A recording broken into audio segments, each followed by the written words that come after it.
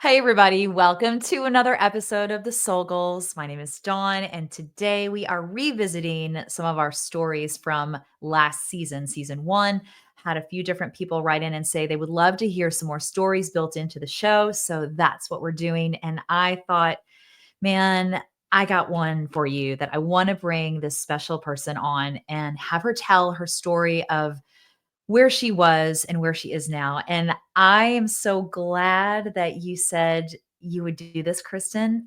Kristen is, let me see, technically, you are my cousin's wife. So we're related by marriage, but does that make you like my cousin as well or cousin in law? I don't even know. I have no idea. We could just that sounds good to me. We'll just we'll just say we're related. We're cousins. Yeah, I'm just you're Will's wife, but actually, I would say you're not Will's wife. I would say the opposite. I would say you are Will is your husband, but you are the one. You are the one. We'll just pretend that he's not listening. All good. What I wanted to really, though, have you come on today and talk about is where you were years ago versus where you are today as a mother of three beautiful children under the age of 6. So that's not a busy household at all, right? Well, right. Well, how was your day today? I know it's when we're taping this, it's raining in Nashville. Like, how do you corral like one of them? Well, Amelia's in school, so she's gone for the day, but you have the other two wild children there. Like, Oh, yeah, Madeline and Liam. Yeah, it's definitely we definitely have our hands full to say the least. They're definitely mhm. rambunctious children, but they're definitely sweet. Yes. Well, that's great because they're active and you keep them involved in so many different things too, which I love. And you introduce them to so many different things, which is great too. So I just want to jump in and say that as this mother of a small army, and we could say that your husband could be like in that small army some days too, right? Like Oh yeah.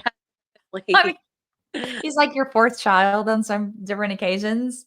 Yes, yeah, I say that all the time, especially Do while you he's really? yeah. I love that. Well, Kristen, tell me, and I didn't put this down on your questions, but how did you and Will meet? I don't even remember that story. Yeah, so we actually met in Nashville in our little partying days where we would go downtown and just have fun with our friends. We met there.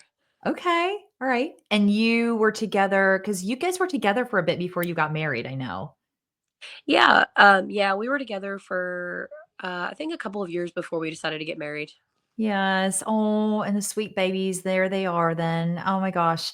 So the interesting thing for me is as I get to watch you raising these beautiful children, and both you and Will, and the house that you bring and the nurturing and the love that you bring to them. I know that that's not the upbringing that you were raised in. And I think it's really important for people to know that there are so many possibilities when you come from a place that did not have that, that you can still step into a place and offer that and give that. And I know that's probably challenging at certain points and probably been something that may not have been the first thing that came to your mind, or it may have been, I mean, I should let you speak. Maybe it may have been just, "Hey, I want something different for my kids than what I had." So, I'd love to hear a little bit about kind of your upbringing and where you started at when you were young, like back to teenage years or even before. Yeah, definitely. Yeah, it can be definitely challenging sometimes. Because I am, like you're right, I am wanting my children's childhood to be way different than what mine was like. So, it can be challenging sometimes just to make sure that I mean, I guess like for certain circumstances where um I just didn't have that experience of seeing like a parent put on that role that they should be putting on. Uh, Yeah. yeah, I'm definitely am trying to make their childhood the best that it can and give them what I never had as a child. Yeah. In childhood, um, it was definitely different than the average childhood. I would say I grew up in Colorado, Mhm. and I was with my brother. He's my older brother about a year. Okay. So we grew up in Colorado, and our father was never really in the picture. He was always in and out of prison and just kind of doing that kind of thing. Our mother, she was okay until we were about I don't know, I guess, like, about my oldest age, about the age of 5, Oh, she wow. was okay until then, and then she started, taking, like, pills and getting drunk all of the time, and so me and my husband, me and my brother, we, pretty much just raised ourselves. Like, actually, at the age of 5, I took on the motherly role Oh, of wow. clean the household and keep the household in order, and I was making, like, meals for us while she was just laid out on the couch, and my brother would just kind of go out and go wild, because there was no, supervision or anything, and I think he kind of at this point, I kind of feel like he just wanted to get out of the house because it's sort of depressing being around that. Uh, Yeah. yeah, it definitely was a rough childhood, and, we, went through a lot of traumatic stuff living with her, but we Mhm. actually were able to, go into foster care after a while. Okay. Yeah, that was definitely interesting. Yeah, I was just gonna say, I imagine I know a couple different people that I have spoken to over the course of the last 5 or 6 years that have spoken about foster care. One of them speaks affectionately about it. It was a really good experience for them, and the other has a completely a different experience than that. So, yeah, I feel like it could go one of 2 ways for sure. Yeah, definitely, you're right, it can. I know some people really get it rough, like, the people that I've spoken with, they've had it really rough in, foster care. Mhm. My experience was okay, it wasn't terrible. I know the kids didn't like me and my brother, so whenever we left, they were telling us we kind of just like, "I hope you don't come back," and Oh, stuff, no. Oh. with my aunt to stay at my aunt's house to see how that would Mhm. go, but, Mhm. because it brought us to Tennessee, so that's how we ended up in Tennessee, Okay. And was, you stayed together. You and your brother were able to stay together in foster care? yeah, thankfully we were, which is very surprising because, I know with siblings, a lot of times they do get split up, which would Mhm. be scary. I was really lucky to have him throughout my childhood. Like, that was the only constant that was I was able to have to feel normal and feel some sort of love, was having a sibling with me. Wow, Um, yeah. I'm very thankful for him. Yeah, are you still do you guys still talk today? Are you still together today? Yeah, we're very close. We talk just about every day. Yeah, we're like the Aw. only that we like on this side of family that we have is just each other. Yeah. Um, it's nice to at least have somebody to talk to about everything.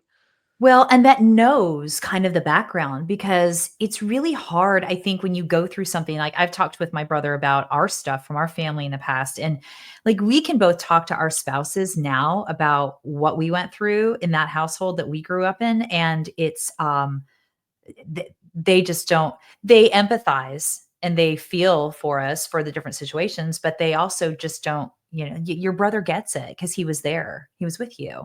Exactly. Yeah, for sure. How long were you in foster care for, and did you go to more than one foster home? Yeah, so we actually were not in foster care that long. It was about 2 years, and we did go to two different foster homes in that time frame. Um, Mhm. we went to. I really liked that one. It was just a single lady, and she was very sweet and had.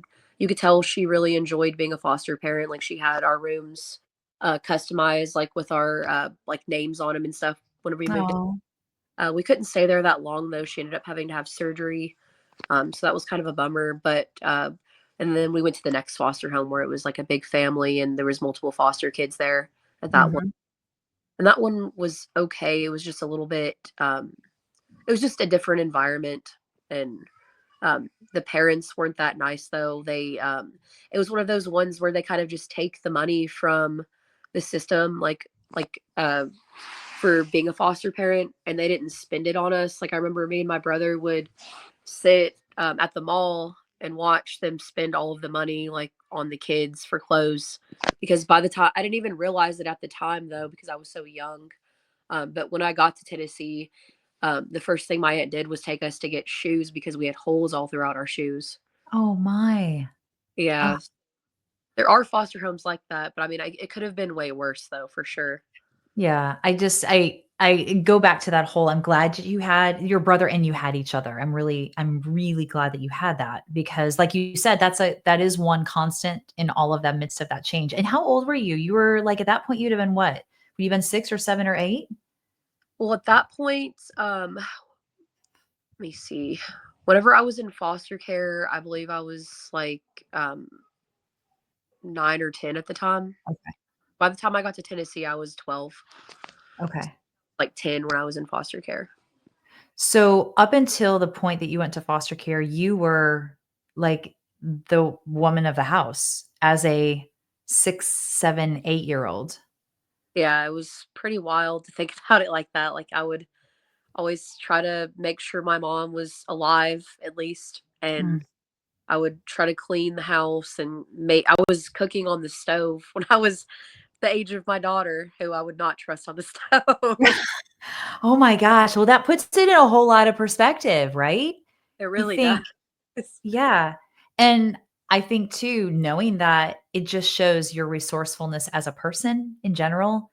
And I think a lot of times when we go through stuff like that, I mean, those traits kick in because it's a fight or flight. Like you have to do it to survive. And instinctually it just kicks in and you do it. Yeah. That's Do you ever look back at that time? Like I know now with kids, like your oldest is that age. Do you ever look back at that time through kind of the eyes that you were then, but knowing like her and thinking, "Oh my gosh," like you just said, her cooking on the stove, but imagining your life as that little person now as an adult being able to rationalize and have your emotional concept in charge and everything. Is that ever anything that you think about, "Wow, that like how did I get through those points?" Yeah, I definitely do have flashbacks, like, when I look at my daughter for certain things that she does or things of that nature, I'll kind of be like, "How did I even do that at that point of my life?" Like, it's just I do compare, like, the childhoods. I'm like, "Wow, like, this is so different than what I experienced." But I'm Yeah. so happy she's experiencing the complete opposite of what I experienced. I just want my kids to feel loved and have a wonderful childhood. Yeah. Do you see your mom yet? I do not. We actually don't have a good relationship at all.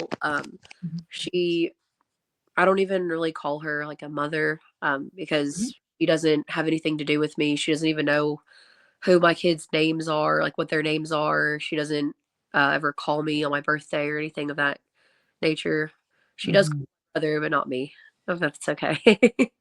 Oh, I'm so sorry. And, I think too that knowing that and kinda going through that and being in that as a mom yourself, it really does show you, I want something so much different for my kids, you Mm. know?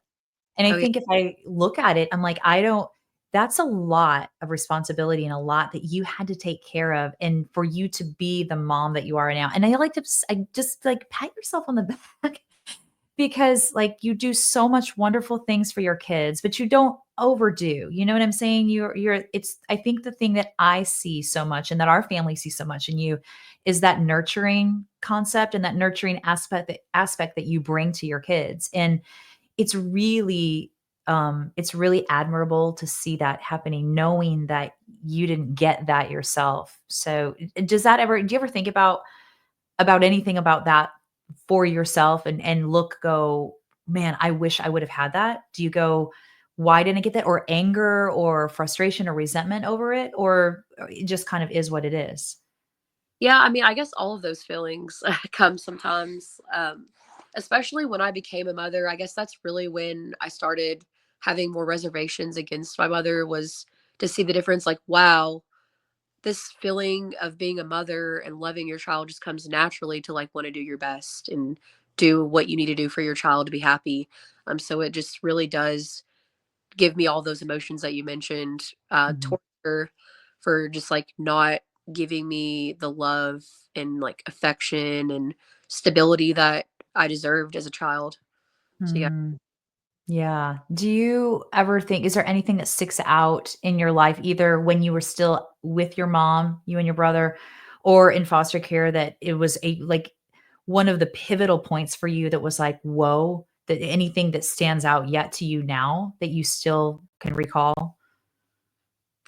Um, when you ask that, do you mean like just like a general like memory that happened that was just kind of like stuck with? Yeah. Or like or one of the more challenging moments that you may have had that you look back now on and go, like, "Oof, how did I get through that point?" Yeah, definitely. I mean, I do have, like, some flashback memories of just stuff that, I have always, like, kind of thought about every now and then, like, it'll just kind of flash back to it. I guess, like, when I was a kid, I guess that kind of makes it to where, like, right I'll just kind of start with this. I Mhm. always try to go above and beyond for my kids' birthday parties, and, even if, like, a lot of people can't come because of their age, I just always try to do the best and have, like, a really awesome birthday party for them to remember. When I was a kid, a memorable moment would be, this one birthday party I had where I was probably turning, I don't know, maybe, like, 5. um, I remember my mom invited, like, all of my friends and everything and, like, people from school, and at the party outside, she came out there and everyone was there having, like, a good time, and she was slurring her words, and she was all, like, messed up on whatever, and I just remember at that point, I was so embarrassed, and Mhm. me as a child on her own birthday party, I had to tell everyone that my mom was sick, that it was time for everyone to go home because I didn't want them to see her like that. Then I had to go and take her to the couch and take care of her for the rest of the evening. And I just remember that was a pretty bad point, and it was kind of also another, like, turning point where I was, as a child, realizing, "Wow, this is just not right, like, this is really messed up." Yeah, and you were young, and to know that and be like because I think there's multiple different ways that you could have gone from that perspective. Like, you could have shut down and you could have become um, very private and not spoken about things. You could have gone into a freeze mode and not, not just not wanted to live in any capacity, but the resourcefulness kicked in and that, like, instinct kicked in that, "Okay, I have to do something, I have to." It's almost like the survival skill maybe that kinda kicked in? Yeah, I think you're But right. I was kind of trying to take care of her too because I knew if, like, the adults saw her like that, then they would try to probably call CPS or whatever as well. Mhm. Yeah. That was a real fear, like, and let's just put it into context. You were 5, 6, 7 years old having those rationalizations and those thoughts.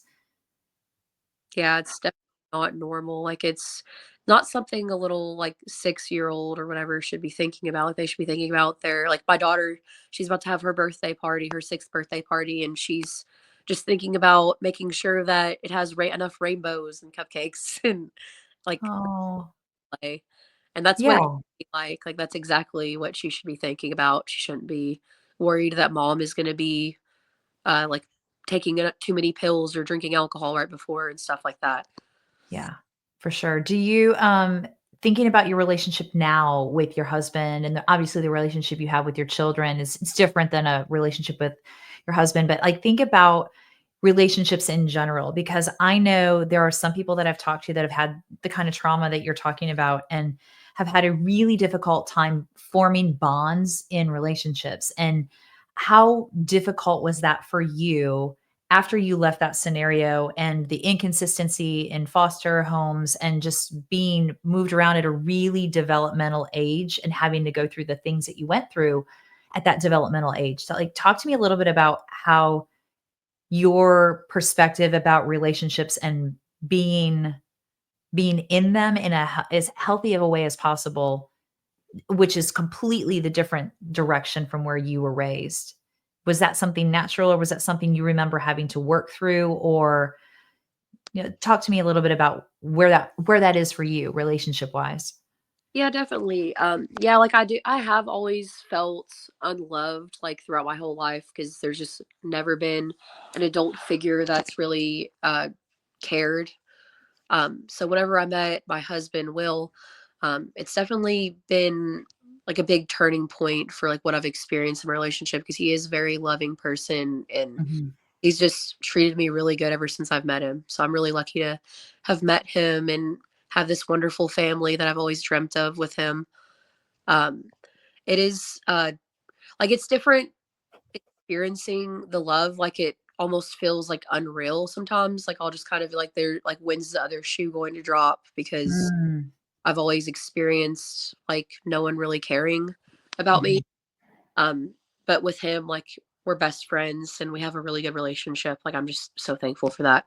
Yeah, and you think too, like, trust is a really big thing, and as a kid, when that trust is betrayed because that's really all we know as little people, and looking at through the eyes of your little people, they trust you innately with their lives and with everything that they own, and they look to you for everything, so that's great that you have that trusting relationship that you can really go to and be like, yeah, I can I do that. It was that hard for you initially, or was it pretty easy just because it made sense because it was he stepped in and he was the right person. He's your person. Yeah, definitely. I don't know. I really haven't had any trust issues with him at all. Like, I just kind of decided to give him all of my trust. He's a very good person, and he's hasn't proved anything wrong over the last several years we've been together. Um, Yeah. Would you change anything specifically about your past? I mean, I know I hear a lot of people talk about, and I would say it too, like the stuff that you go through kind of shapes you as a person and creates the individual that you are and helps you evolve and grow. But, sometimes people will say, I wish I could have done X, Y, or Z differently or had this differently. Is there anything that sticks out to you that you go, oh, I wish I would have changed that? I wish I would have done something different. yeah, I guess I took a little bit longer to go to college after graduating high school. That's the only thing that I can think of that I would actually have changed differently just to have gotten through that quicker. Though I am Mhm. proud of myself for actually graduating. Um, yeah, I I'm was like, proud of you too. Yeah, like, that was a big deal because you did college while you had 2 babies and a 3rd on the way. yeah, I was adamant about getting it done. I wanted the degree. I wanted like the validation from doing it and like being the first person in my family to ever have went to college, let alone high. Oh, But oh, I am that's very proud for doing that. And yeah, dude, that's awesome. That's awesome, and I just wanna go back a little bit and tell you that you are so loved, oh, and thank you. I want you to know that. You are so loved because even if you feel like you weren't able to be loved or you weren't capable of being loved just because of that backstory and all the stuff that you went through. I want you to know you are so loved. You are so loved by all of us. So there we go. I had to say that. I wrote that down. I was like, I don't want to forget to say that to you and get halfway through this talk and then be like, oh, no, no, no, no, No, no. thank you so much. Your family has really showed me a lot of love. Like I've lucked out marrying into the most awesome family. Oh, well, we feel the same way for you. And it's easy to nurture somebody that is nurturing, and like looking back at everything that you're talking about from your past, it could have gone so many different directions. Do you follow any kind of spirituality or any kind of belief system where you go, I mean, there's something bigger than myself or something outside of myself that's driving me, that was watching over me, or that took care of me during that point when I couldn't do it.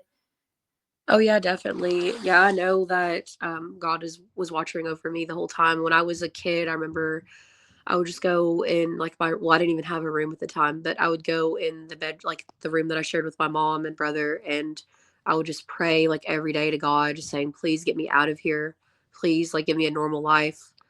And then like he answered my prayers like eventually. He gave me the most wonderful family and like a wonderful safe home. Like we live in a Mhm. area. I can't thank God enough. We go to church every Sunday and I just love him so much. Yeah, and that's good. You have that guidepost, and it's interesting too that as a youngster, not having that you instinctually went to that. So that speaks volumes about, your belief and that foundation that was always inside of you, even as a little person.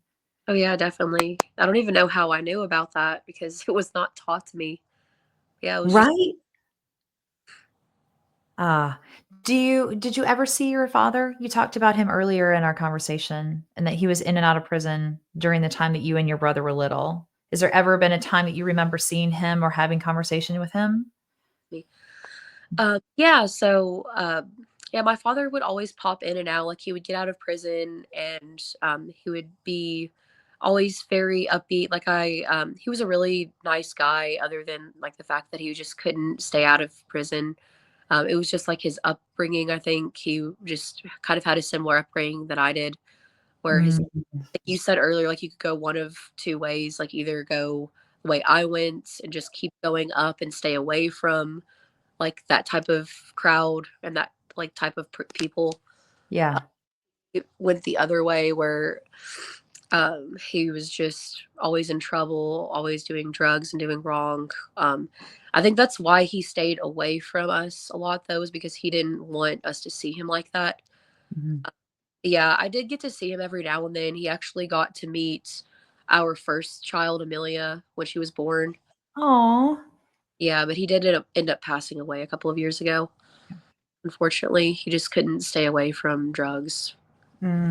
Yeah, and that is a really strong indicator for you to show that you like you said, like, you can go one way or the other. I mean, depending upon the circumstances, and as a child, you're so impressionable and you're just an open slate for everything. It's just really Yeah, he really. it's really yeah, it's so amazing to me to think about where you were and versus where you are, and I really think that that capability to be able to go from this side of the spectrum all the way over to this side with with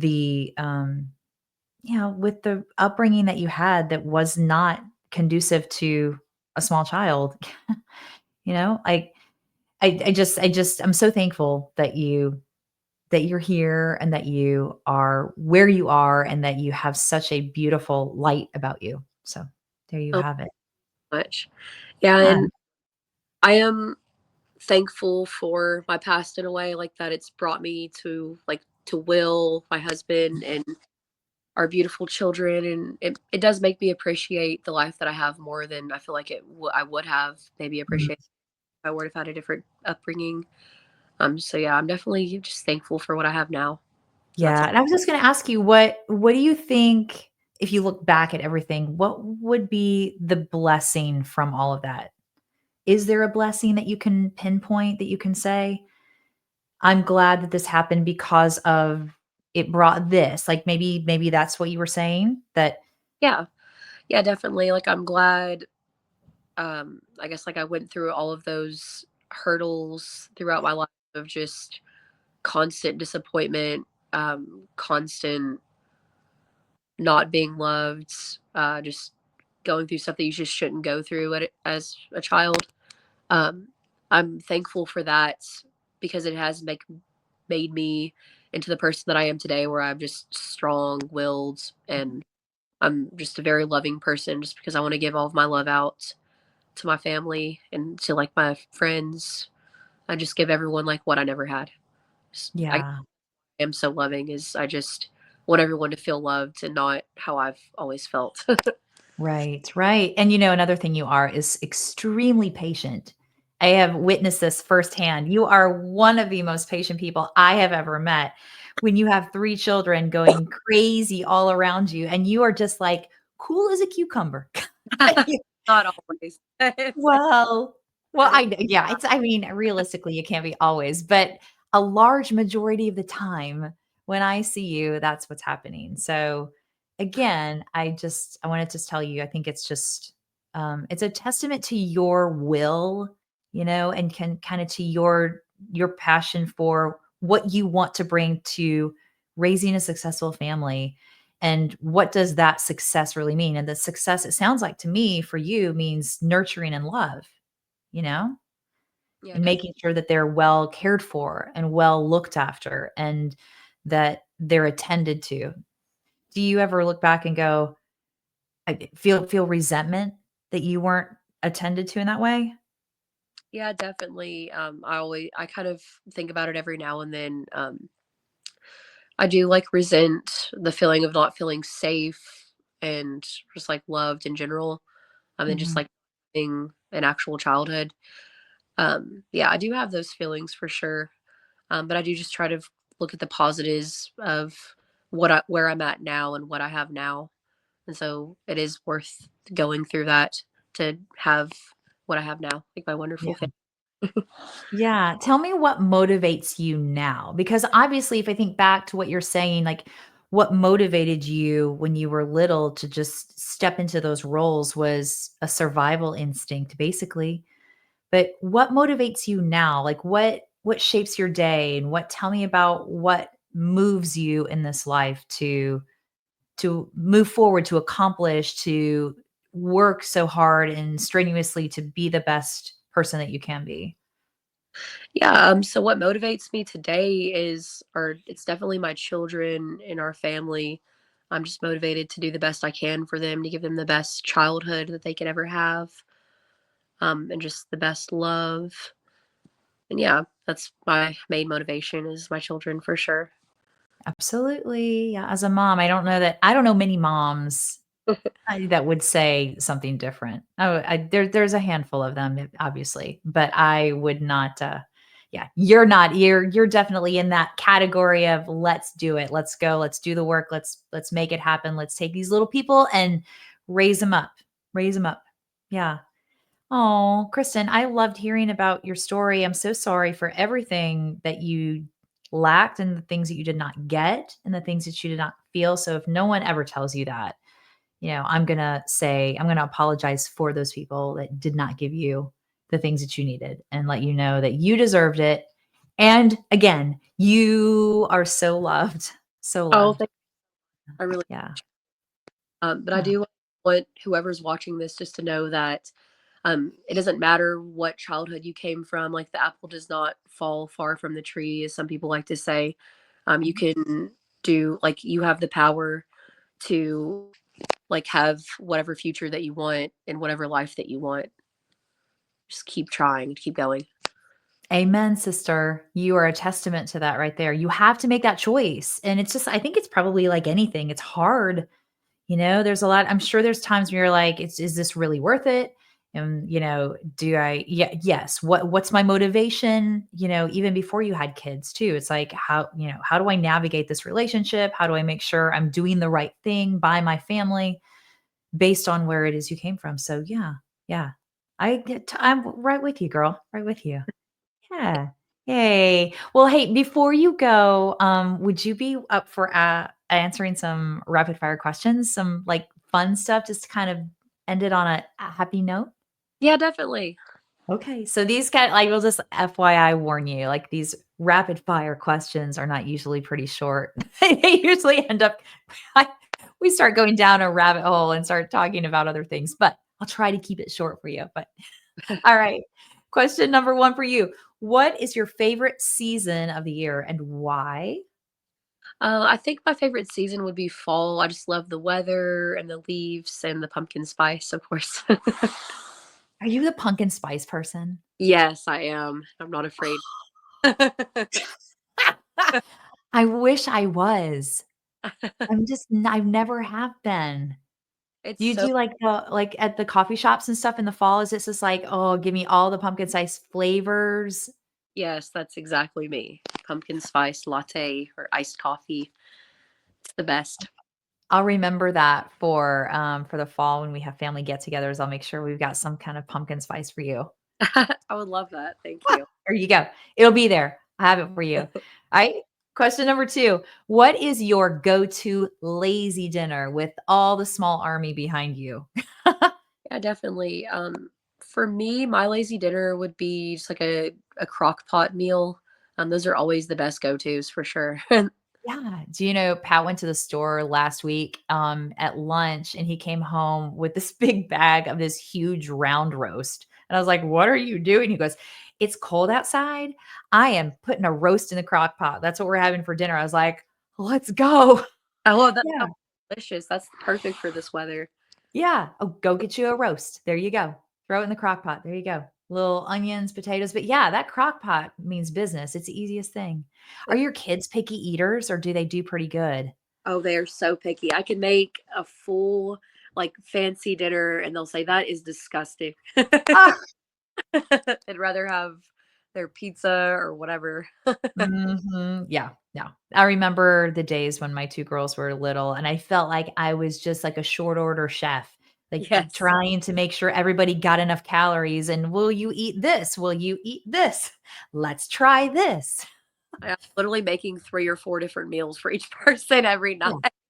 You're like, when does I'll tell you, the insanity does stop. It does come to an end. Yeah. I hope The light will be at the end of the tunnel. It'll happen, I promise you. Eventually. You're so. not there yet, but it eventually happens. Yeah. All right. Question number 3, what never fails to make you laugh? I would probably say, the show The Office. That's always been my go-to. It's just so funny. You could turn on any episode. Oh my god, I didn't know that you liked The Office. We watch that all the time. When there's nothing on TV, we will go and find reruns of The Office and just I mean, we have seen the same episode like 10 times and we will still we Yeah, will still laugh. I am too. Like, it's just a really good comfort show to put you in a good mood. Yes. Did you the first time that we watched it, it made me super uncomfortable. You know what I'm talking about? Yes, there's a lot of scenes where you're just, like, feel very uncomfortable for them, like Yeah. I'm like, "What is happening?" Meanwhile, yeah, my husband is looking at the TV like he can't move his eyes away from it. And he's like, "I think we need to give it another episode." And I was like, "Okay." Yeah, and then we were hooked after that. Like, "Okay." it is definitely a different kind of humor, like Yes, it is. Yes, it is. All right. One more question, and then I'll let you go take care of those sweet babes for the evening. 4th and final question for you. What is the best advice that you have ever received? I guess the best advice I've ever received was, um, let me think. I guess to just keep on going and don't, like, let anyone stop you from, like, achieving what you want to achieve in life. Yeah. Do you have a role model? I ask you that maybe. I guess I don't really have a role model. I guess it sounds kinda weird, but I'm my own role model. Like, I've just No, doesn't sound weird at all. That sounds absolutely appropriate. Absolutely. yeah, I've Yeah. up to, so I've just been trying to do the best that I can to make myself proud and others around me proud, is what I've been trying. Oh, and you're doing it. Oh, that's beautiful, Kristen. Oh, I love that. Well, gosh, thank you so, so, so much for sharing your story, coming on and being so vulnerable with all of it and all the details and letting me have a little snapshot of your past. It just makes me love you more. Oh, thank you so much. I love you too, and thank you so much for having me on Mhm. this podcast. I really enjoyed it. Oh, you are so welcome. Give everybody a big old hug and a kiss and have them a good night. And I guess we will see you at the next family gathering. Alright, sounds great. Thank you so much. Have a good night. Thanks, Kristen.